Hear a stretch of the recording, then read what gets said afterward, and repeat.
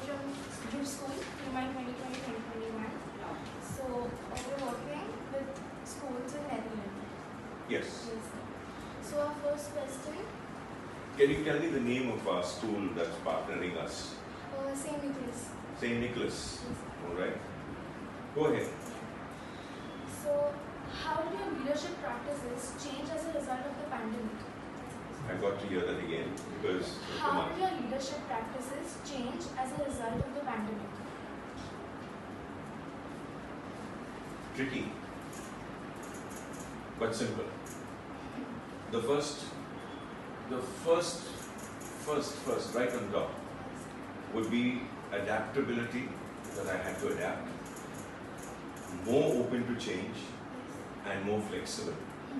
So, where on one hand we had a timetable, a fixed schedule, plans that were made out, suddenly we had to just be ready to change. And we changed our plans a number of times. We've changed plans monthly, then fortnightly, because we've had our whole year planned out. So we went quickly from term to month to fortnight. Then in the early stages it was like weekly changes, and now today we are ready to change at the drop of a hat.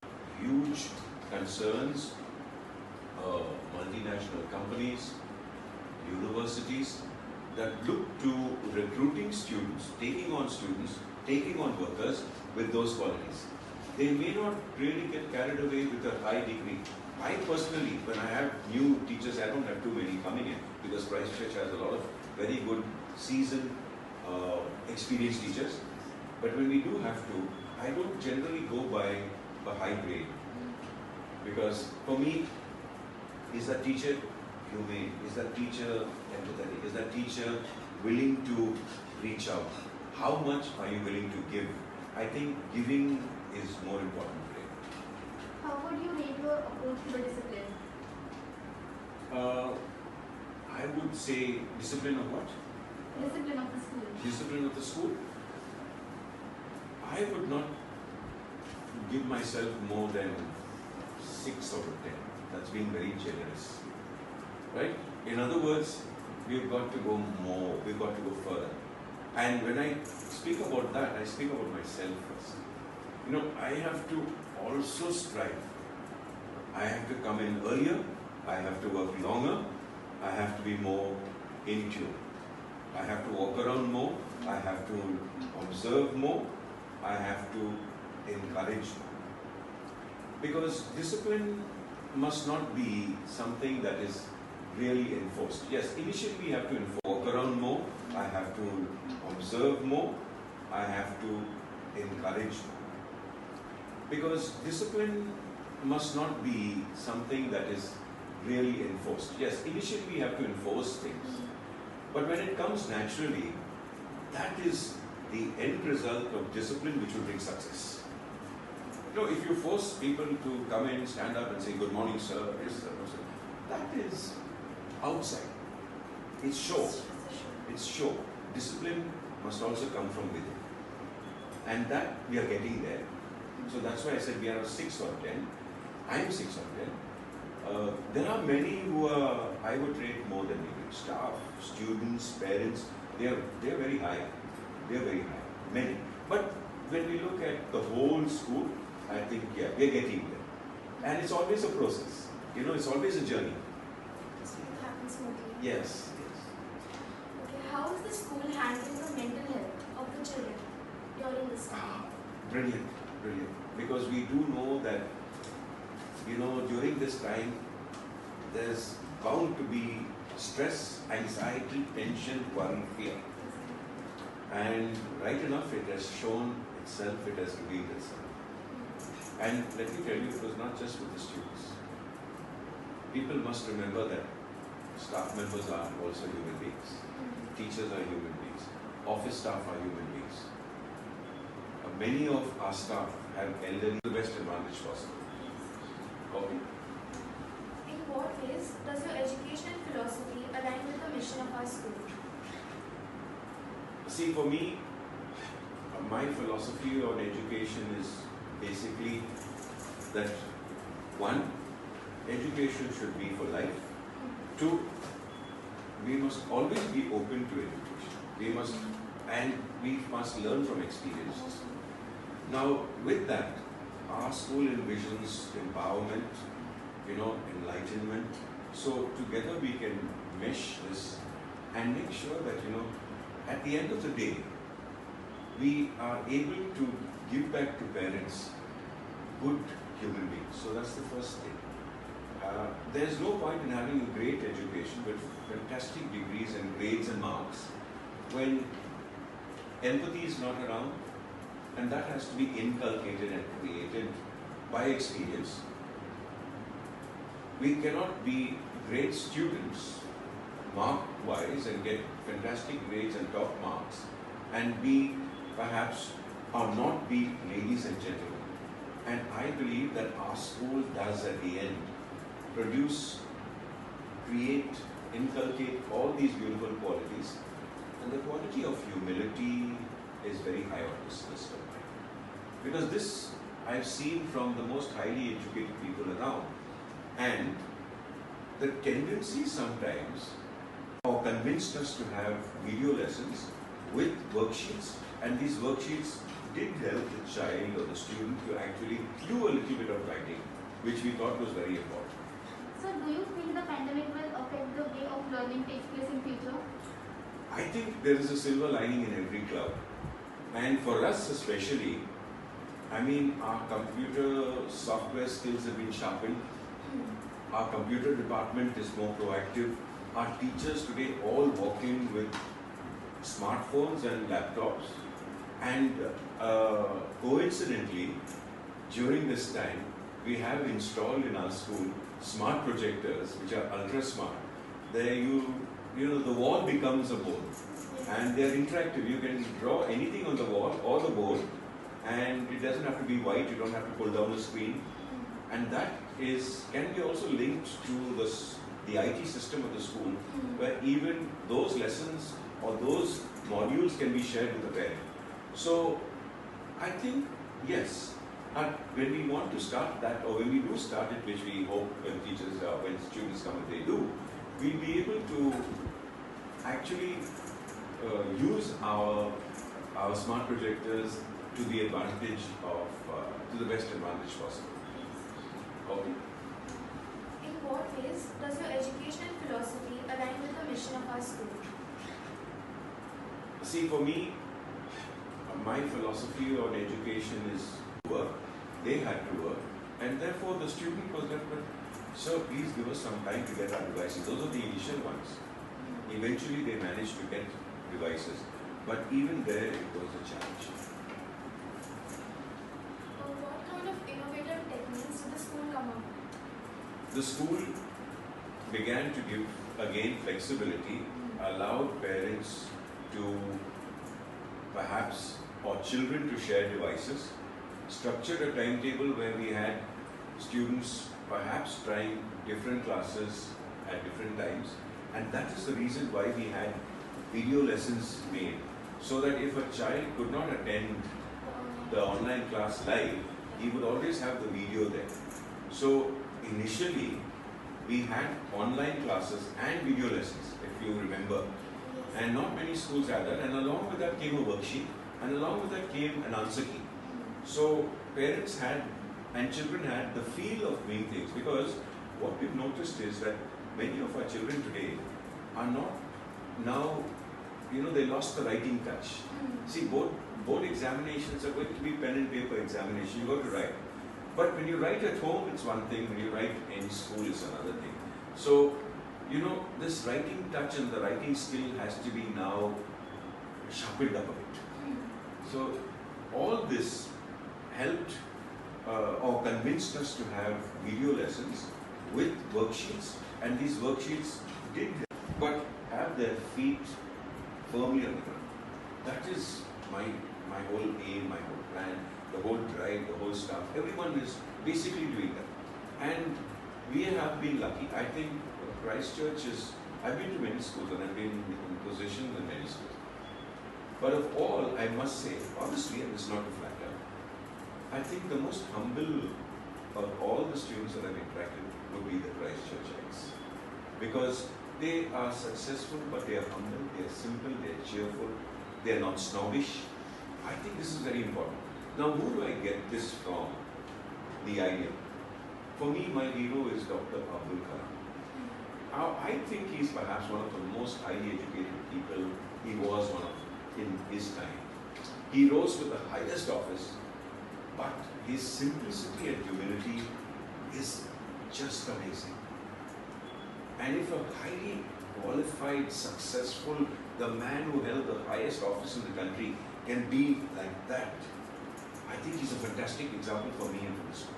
So my message would be, let us imitate, let us emulate Dr. Kalam. Strive, go for it. That's all. 2, grades, marks are not it.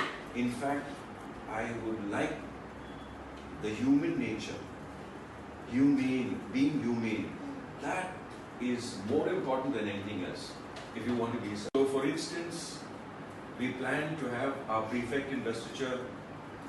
That was after the country began to do well, numbers came down. We planned our prefect investiture in the month of October, November. We wanted it before the Diwali holidays. We wanted it for Children's Day, but we couldn't. So we had to keep moving it back till we could find a suitable day. And thankfully, very auspiciously, we were able to do this during the flag hoisting ceremony on Republic Day. Were any of you? No, No. actually one of our students from class 9, Vedant. Yes. Okay, Vedant did extremely well. Extremely well. And he's definitely come across as, that's another new. I mean, I knew Vedant, and Vedant's been one of the regulars who come to my office and talk and, always coming up with beautiful ideas. And when I saw and heard Vedant, I was taken aback because I didn't think that his Marathi would be so fluent, but he was brilliant. Okay, so that's one of the students. So what were your concerns regarding online teaching? Online teaching is necessary, it is good. But online teaching, at the end of the day, cannot really replace totally the actual lesson that happens in class and in school. There are concerns, and these concerns can be numerous. Our concerns would begin with large numbers, with connectivity issues, with, I would use this term, reachability, because we might have a lesson done or might be prepared, but we have had experiences where for some reason or the other the teacher couldn't. The Wi-Fi was down. The laptop perhaps gave a little trouble. Remember, you see, these are all technical glitches that can happen. And we know for a fact that sometimes, people say what you put in the system or the computer you get out. But we do know that the computer can sometimes play up. Well, on the other hand, we have a large number of children, and we only took class 10, okay, just ICSE. We have about 295 candidates. I mean, these children were in not just different parts of the city, but they were in different parts of the country. One or two perhaps could have been outside. So timing difference would be there. If you're in Dubai or if you're in Singapore, there was an issue. We had a student who was out of the country, far away. So that was an issue. Connectivity, definitely an issue. Many students, many parents had to get a second or third device. Let us also be careful, because I am very particular about something. If something is not of a standard, it should not be put out. In any respect. Language, casual talk, slang language cannot go out on social media, because we are a school, we are students. So if a student or a teacher or a staff member puts up a post that is slightly negative with language, with words I wouldn't say bad words, but they're slang. No, not for me. I think that's wrong. In fact, I bring them to work. I take them to task. Right? That's the kind of discipline I like. Because I don't put up anything. I don't criticize. Yeah, I can have my opinion, but keep it to myself. Let Mr. Trump do what he has to do. Let our Prime Minister do his work. Let our Chief Minister do his work. And so would be the police force and everybody else. Why should I go in there and make those public statements? You know, I should be careful. I should respect that. Because I wouldn't like anybody else disrespecting me. Yes, if it's a genuine concern, I would use the right channels. Don't get onto social media to put your case forward. You know, 50 or 60 parents all joining together and saying we should change the timings of the school. Nonsense.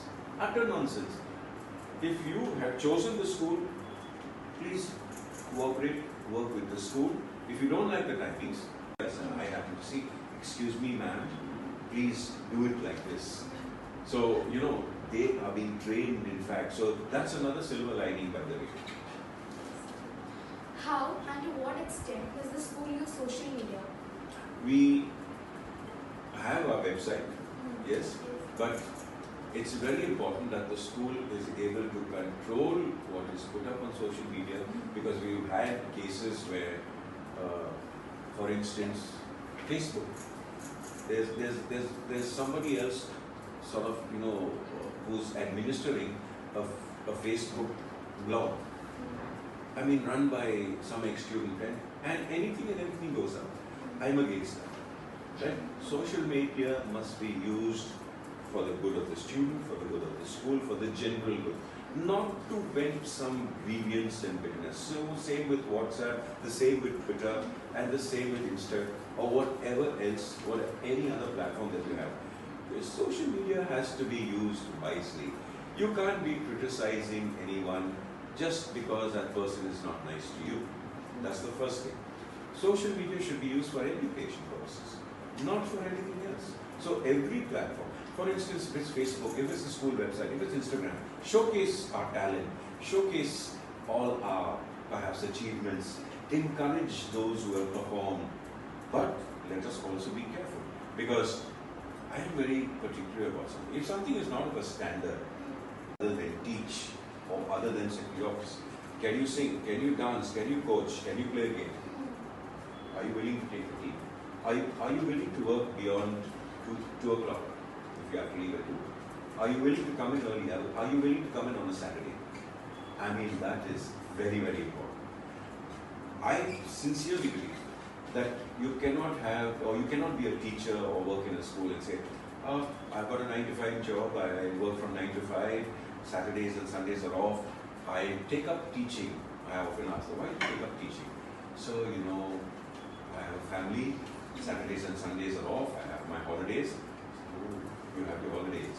So you're teaching only because you get holidays? Okay, ma'am, thank you very much, we'll get in touch with you. Which means, goodbye. Right? No. So teachers have to be prepared to work on. Right?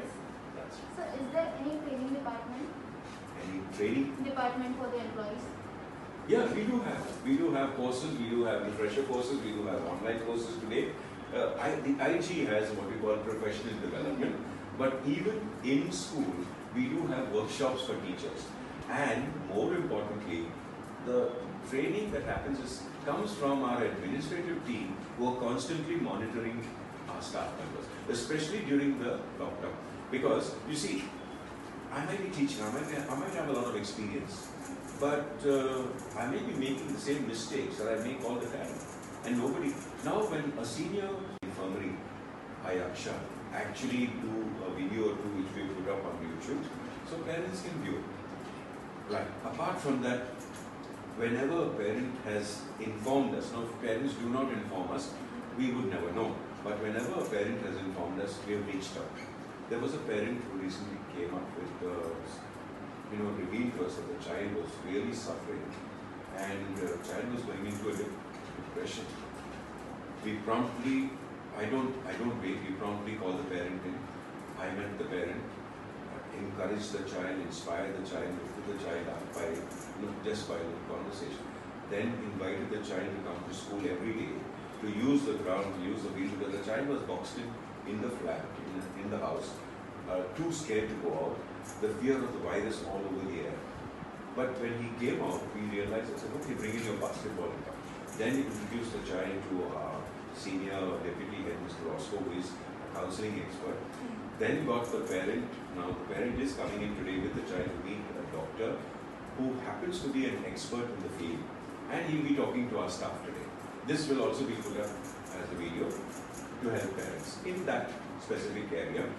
Okay, touching on various subjects where children have issues. So, how does a school recruit new employees? We only take new employees when we do need new employees, and during these COVID times we have to employ, or let me tell you, it was not just with the students. People must remember that staff members are also human beings, teachers are human beings, office staff are human beings.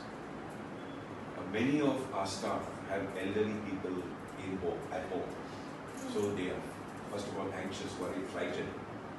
So we have been giving them a lot of, again, flexibility, work from home to a certain point. But we do know that sometimes it's not possible to work. Coming back to students, we have had, thankfully, the person who runs the infirmary, Ayasha, actually do a video or two which we put up on YouTube, so parents can view.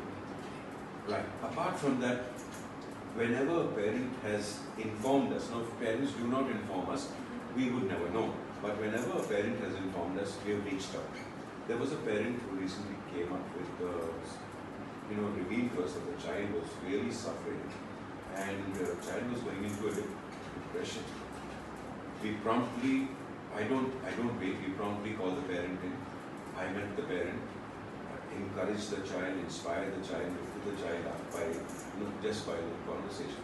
Then invited the child to come to school every day, to use the ground, to use the field, because the child was boxed in the flat, in the house, too scared to go out, the fear of the virus all over the air. But when he came out, we realized, I said, okay, bring in your basketball and come. Then he introduced the child to coming in today with the child to meet a doctor who happens to be an expert in the field, and he'll be talking to our staff today. This will also be put up as a video to help parents in that specific area. Okay, touching on various subjects where children have issues. So, how does a school recruit new employees?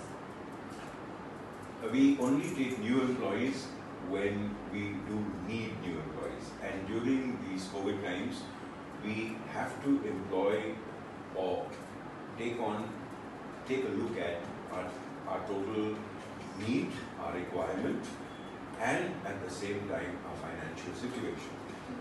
So new employees will be recruited when there is a clear vacancy. I interview candidates, and we look at the required qualifications that have to be listed. We have to take into consideration whether, now ours is a private unaided Anglo-Indian Christian minority school. So English skills have to be right on top of the line. That's the first point. Willingness to work, second point. Willingness to go beyond the call of duty is very important. So all my new recruits, every one of them, one of the questions is, what else can you do other than teach or other than sit in the office? Can you sing? Can you dance? Can you coach? Can you play a game? If you don't like the timings, well, there are other schools which have different timings, but we can't be doing this. That will lead to what we call anarchy. Everyone doing everything and doing anything. So, how does a school view sustainability? We have always encouraged sustainability, and it's been one of my pet ideas, because sustainability goes with the environment. But let us be practical when we look at sustainability. Let us adopt measures that are doable, and let us look at the basics. If it's actually reducing, reusing, recycling, let's adopt that. Simple practices. We have many places, and I know many who, lots of lofty ideas, but we don't practice it ourselves. So, for a fact, I try to ensure that I carry my reusable bag always to the bazaar. I would like to consider myself as a principal that walks around, goes into the market, does my own buying.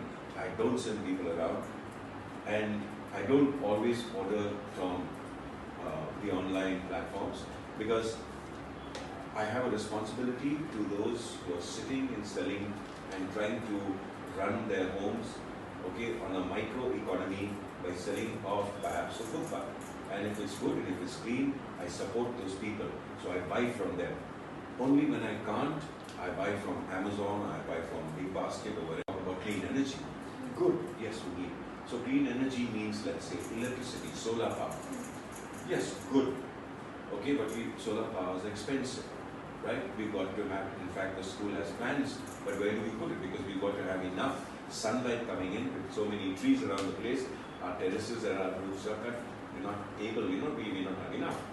And we did try out, solar lampposts, but you see, they're not working because they don't get enough sunlight anyhow. But more than that, all of that, if I'm going to use clean energy, electricity, may I ask you, where is that electricity being generated? Can you answer me that question? Can you tell me? Where is that electricity coming from? Let us say, my dad was on a railway, he was a railway man, my grandfather was a railway man. They worked a lot of steam trains, so no more steam trains, no more black coal. Very good, excellent. Electric locomotives. Electric locomotives. Where's the electricity coming from? Coal plants. Huge thermal plants burning millions of tons of coal. Today, we are talking about using all that coal, those resources. For what? For what? As decorative pieces? No. To sell it. So we may not burn it here, but we are burning it in a country that perhaps doesn't have the technology that we have. But where is that smoke going up? Into the atmosphere. But where is that smoke going up? Into the atmosphere. And we are still creating black holes. The biggest and the most beautiful silver lining is the lockdown helped us to breathe clear, purer, better. Life came back in the form of the environment. The environment got a boost. That is the reverse of the beauty of it. What do they do to decrease their carbon footprint? We? School. Yes. We have a lot of awareness programs. We have been trying to segregate garbage. We have been trying to reduce, in other words, garbage that cannot be recycled and reused. So these are small ways. Apart from that, taking care of not wasting our natural resources. Water, electricity, switching off lights, switching off fans. You will see that if the AC is on in the office, have a look. It's not. My AC is almost never on. That's one of my methods. Thank you very much, sir. Thank you very much.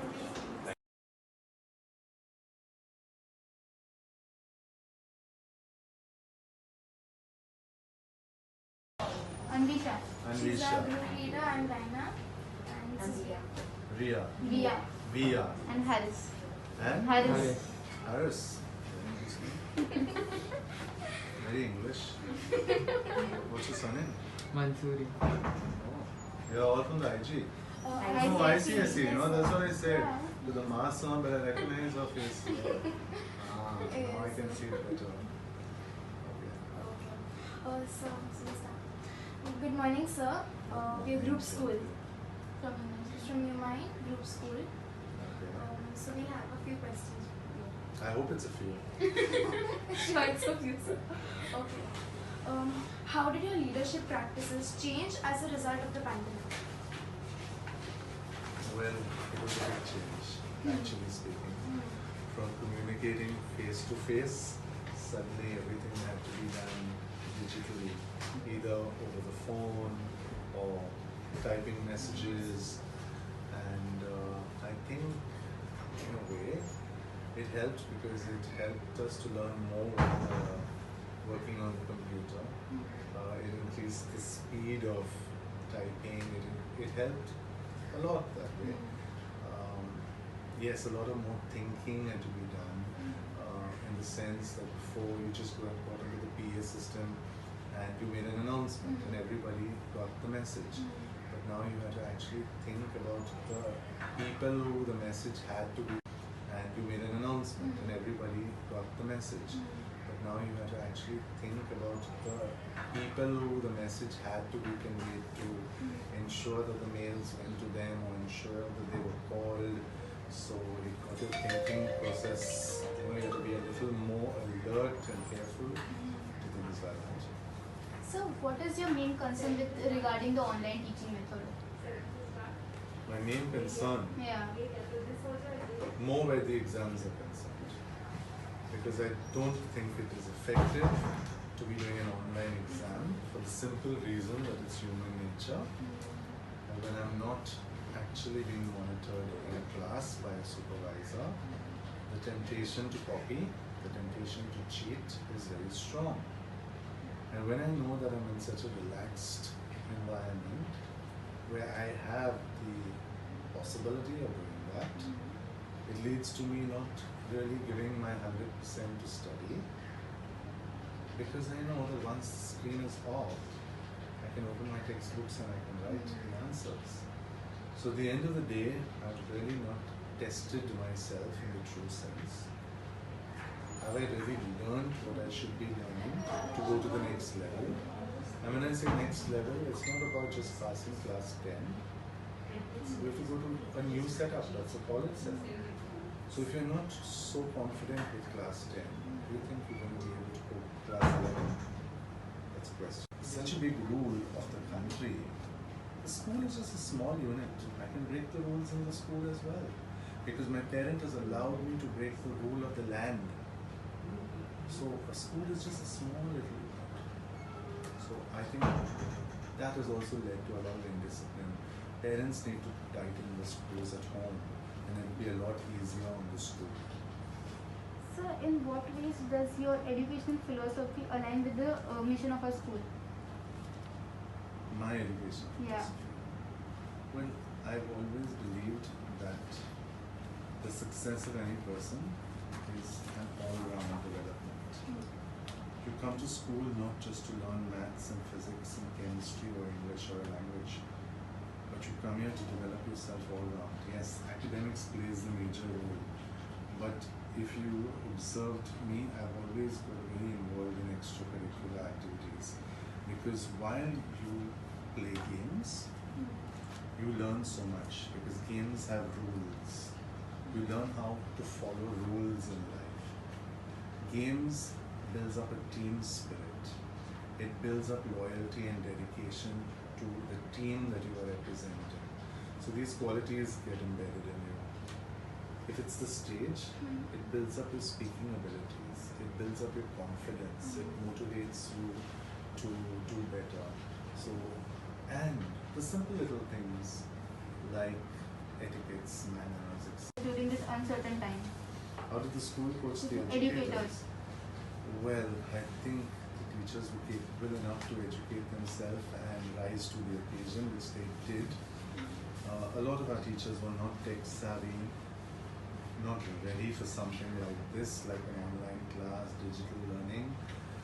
But I think sometimes when you're put into a situation, you just rise to the occasion and you handle it, and then you realize that I was capable of so much, but I just didn't try.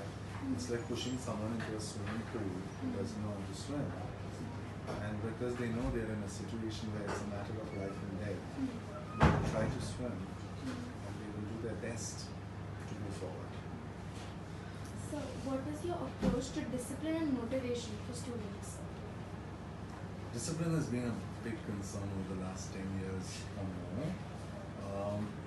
When I first joined as a teacher, discipline was not such a big issue, but But I think that one of the main reasons of indiscipline today is the social media. Why do I say the social media? Is because there's too much of exposure now, and too much of exposure to violence, and too much of extra knowledge which may not be required at a particular age. One, the type of games that students play today are not the games which people played years ago. When I say games, I mean go out onto the ground, play cricket, play football, play hockey, special days, special occasions, etc. So it's just restricted to that. So how would you take your approach to discipline, and what is your greatest strength in this area? What would you improve? What would I improve? Yes, sir. If you have one. Basically, I think what has to be improved is that children have to realize that there's a time for work and there's a time for play, and the two cannot be combined together. If that can be realized, then it's great. Second is, as I said a little while ago, the school is not just the teachers' discipline. It needs to be a partnership between the parents and the children. If the parents cooperate, like in the past, when we went to school, if the parent was called to school because of an indiscipline problem which was rare, the parent always sided with the teacher or the administrator.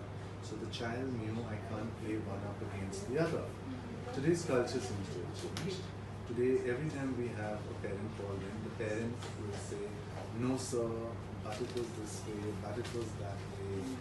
And the child knows that the parent and teacher or the parent and administrator is not in a partnership together, and they get the better of both parties, which results in indiscipline. So if today in the past parents would walk in and tell the principal or the vice principal, whack him, you take your cane and whack him. So the child didn't, it motivates you to do better. So, and the simple little things like etiquettes, manners, etc. And finally, when you step out of school, you have to be a person who is developed completely, not just academically, but even with the traits and qualities that are required in life. And that's what Christchurch School stands for, and that's what I very strongly stand for as well. How is the school handling the mental health of children at this time? I think the school has handled it pretty well. Yes, initially with the online classes, there were a few children who thought they would get the better of the staff, but they didn't realize that they were being monitored very closely. They were pinpointed at the start, and that got corrected within a week or two. The indiscipline on online class stopped. Mental health of the students, the teachers have all been briefed. They've been through workshops during this time as to when schools reopen, how children are to be handled, how the situation is to be tackled. And I think Christchurch has always been a school that has been very child friendly. Be it the teachers, be it the service staff, they have always looked after the child who's been in need. So, how and to what extent the school uses social media? The way the school is using social media, I think just on Facebook, okay, strong knowledge which may not be required at a particular age. One, the type of games that students play today are not the games which people played years ago. When I say games, I mean go out onto the ground, play cricket, play football, play hockey, badminton, whatever. But today they are very satisfied to sit in a couch or sleep on the bed, and the games they are playing is only violence. Shooting, killing, knocking one another down. And as a result, when they come into the classroom, they don't practice that. They practice what they're so engrossed in. So discipline has been a major issue today. I must say that today's generation of parents have to take a little bit of the blame as well. Too much of freedom to the children. Parents are afraid to say no to their children. Things like boys and even girls nowadays, being given bikes to ride at the age of 13 and 14. It's a simple thing that if my parent has allowed me to ride a bike when I'm 13 or 14, which is against the law of the country, it means they have told me indirectly it is fine to break rules.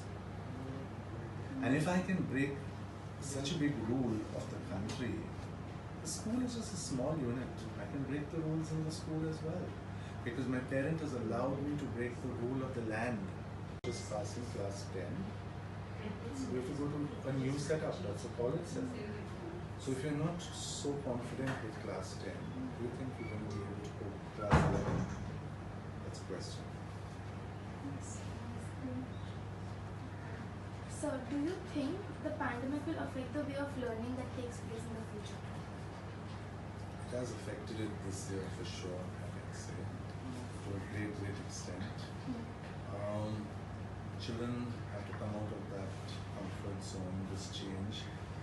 Almost a year break is very, very dangerous. And I realized that when I was taking a simple class with class 10 division-wise, initially my expectation was that when they come back, they're going to be wild, they're going to be shouting, excited, it's going to be, that you can't manage the class, but I was wrong. It was totally reverse. On the other hand, I was amazed that they sat quiet, they did not talk. Did not talk to the extent that they did not want to even respond to my questions. They were not even responding to a yes or a no, and that worried me because we cannot have the future like this, just sitting in a comfort zone and not wanting to come out of the cocoon. So how did the school coach the educators during this uncertain time? How did the school coach the Educators. Well, I think the teachers were capable enough to educate themselves and rise.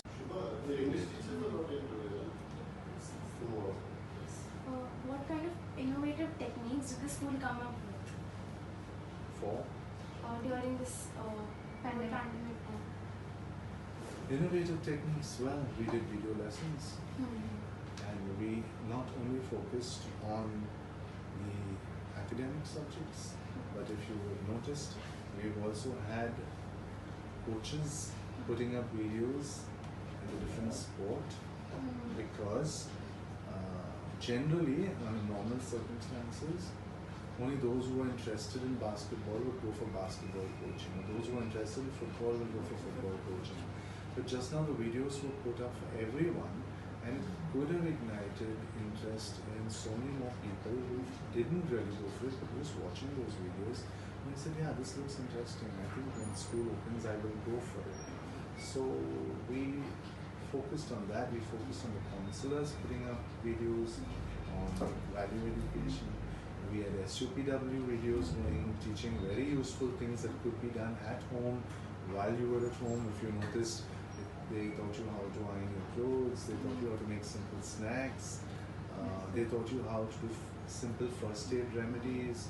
So it was a lot of useful things that children could do while they were at home, something which they may not have otherwise done. And during the summer break, when the pandemic was at its peak, you would have noticed that nothing was so challenging really, except the fact that it was a complete shift from an interactive classroom to speaking to a screen. And I wouldn't say that was challenging. Yes, in the initial 1 or 2 weeks, it was a little difficult to get used to this technical media, using all these things. But once we got into the swing of it, it kind of settled and it was okay. So it was not really challenging. So how does a school view sustainability? Pardon? How does a school view sustainability? How does our school view sustainability? Well, we would like things to carry on in the same flow, but then it's always not good to just be stuck in a rut and be stereotyped. Change is always going to happen, and we have to rise to the occasion every time a change is required.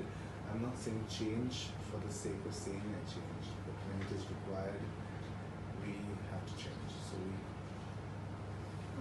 So what does a school do to decrease the carbon footprint? To decrease the carbon footprint, Yes, sir. What do you mean when you say carbon footprint? So You're like using big basically terminology. not affecting the environment, but emission of carbon dioxide. Yes. Okay, that's what you mean to say. Yes. Well, the school does education programs up here. We do have workshops, we do have nature clubs that are trying to educate children on these things. I'm sure through the science lessons also it is being principal or the vice principal, whack him, you take your cane and whack him. So the child didn't misbehave in class because he knew that if my parent is called to school, my part is not going to be taken. If my parent is going to go against me. But today, because parents are protecting, overprotecting, I'm not saying it's wrong to protect, but overprotecting, this is the result for indiscipline. Because the child knows that I can get them around my little finger. And so they come to school and they carry on with the indiscipline. So how does a school recruit new employees? Mostly it's by word of mouth. We don't usually advertise in newspapers. It's just that because by word of mouth, it goes by this thing, mails that are sent out and people apply. And So are there any specific courses for the yes, employees? you have to be a B.Ed to be able to teach from class 7 upwards. You can be a D.Ed, but then you can teach only below class 7. And of course, yes, you should have done graduation and specialized in the subjects that you are teaching along with your B.Ed. To be administrators, you should be a postgraduate, you should work on a little higher, maybe an M.Ed degree. So, being so experienced, what was the most challenging thing that you faced during this pandemic situation? The most challenging. Yes, during online teaching and work from home. Well, nothing was so challenging really, except the fact that it was a complete shift, was at its peak. You would have noticed that nobody could go out, there were no trips, there were no holidays for anyone. So we came up with the idea of competitions to keep you occupied, where we had a whole lot of competitions where children were free to take part in. Generally, if we had to have an elocution in school, one child per house would be selected, but here it was open to anyone. So this would also help the teachers later to realize that, oh, actually there is somebody else who's also equally good. Maybe he or she should get a chance next time. So everyone was allowed to use their talents. Maybe some people wanted to try out a talent and they tried it out through the competitions. So those are some of the ways that we tried to be innovative. Thank you so much.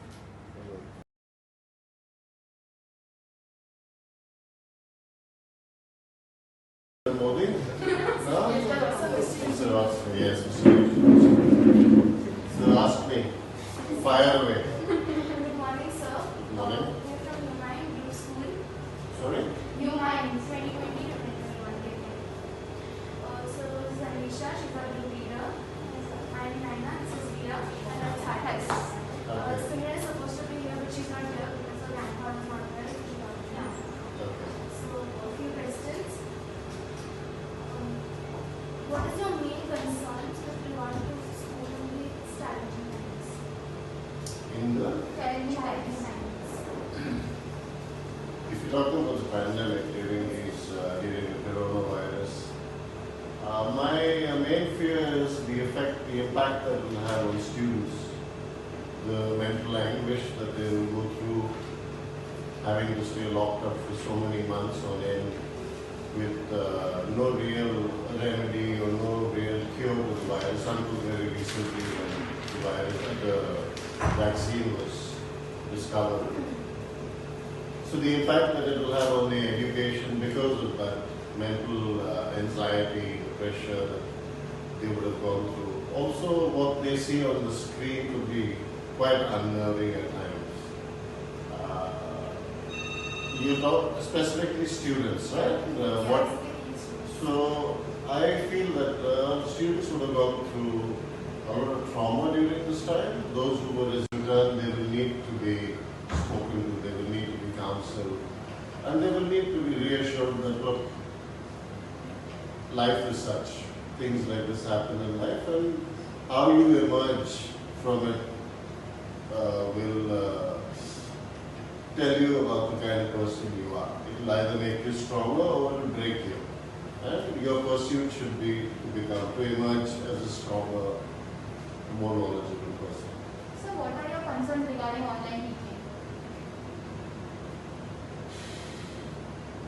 See, it's a kind of a paradox because parents keep telling, even teachers tell their students, don't spend so much time on your phone, don't spend so much time on the computer, on an iPad. And lo and behold, when this pandemic struck us, what was the only way that we could reach out to our students, and what was the only way for students to reach out? It was through the media, it was through computers, it was through online teaching, online project work, and one-on-one interaction. Even counseling was done in our school. We had counseling sessions with students. So, in a way, technology has proved to be a savior during this pandemic, in the sense that it got us to impart, to carry on with our education without bringing it to a grinding halt. So I feel if it is well used in a balanced manner, technology can be pretty good. Students would have gone through a lot of trauma during this time. Those who were resilient and strong enough would have been able to sustain that the impact of it, but a lot of them would not have had the skills to cope with these very unprecedented happenings in their lives. Because even for adults, it was something very new. The last time something like this happened was 1918. None of us were born there, at least I wasn't born there. So that's my main concern, that students who emerge from this will have some kind of mental anguish, they will have some kind of mental pressure. A lot of them will have depression. A lot of them will go into a shell, because they will feel their life being disrupted for no fault of their own. And that's my main concern, and it will definitely have an impact on the way they perform in the examinations and the way they perform in the interpersonal relationships with the adults around them, with the friends around them. So it's a time when it's a learning process. Because whenever we go through something that we have never experienced before, it has positive as well as negative impacts on us. And that's my main fear, that when students return, they will need to be spoken to, they will need to be counseled. Used in a balanced manner, technology can be pretty good. Online teaching, at least it has filled that gap. Students have not been in a vacuum. They have still been able to study even though they've been locked up in their houses. So in that way, I think it has been very beneficial to us.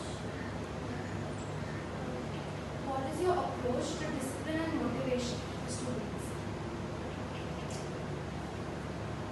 I crash kids.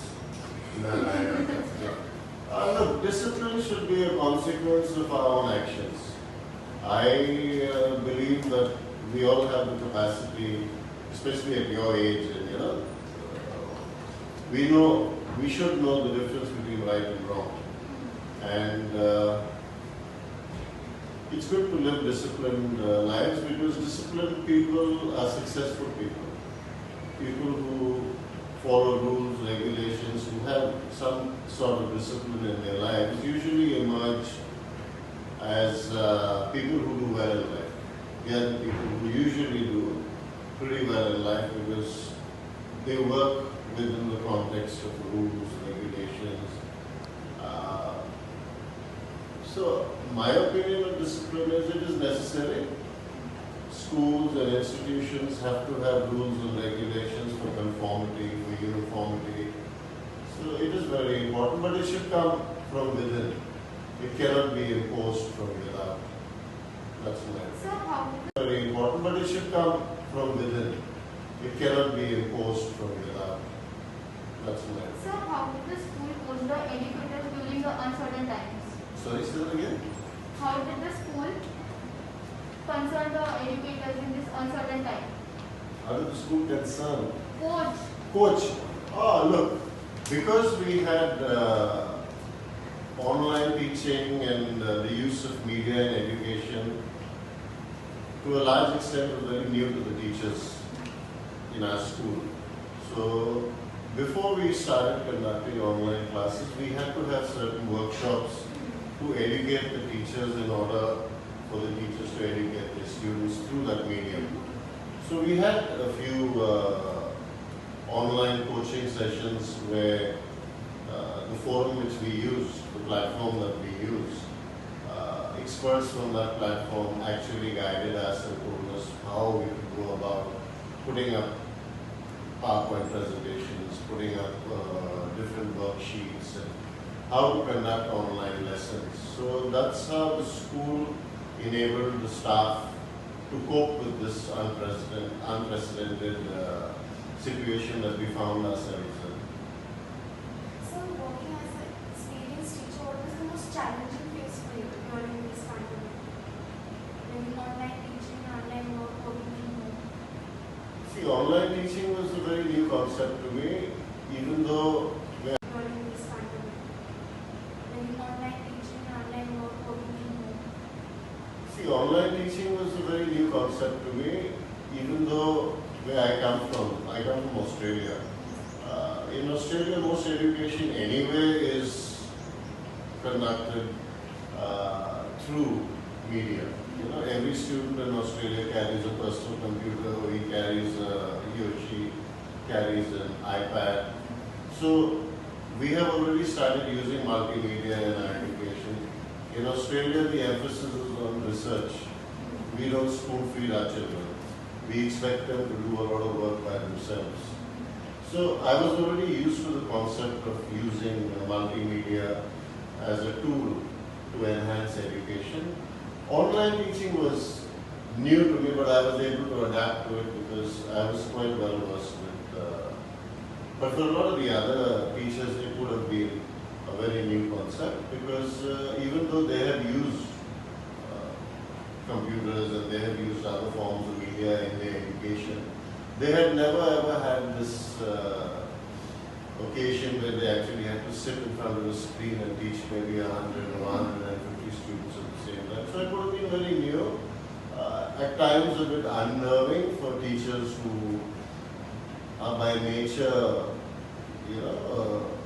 reticent, quiet and shy.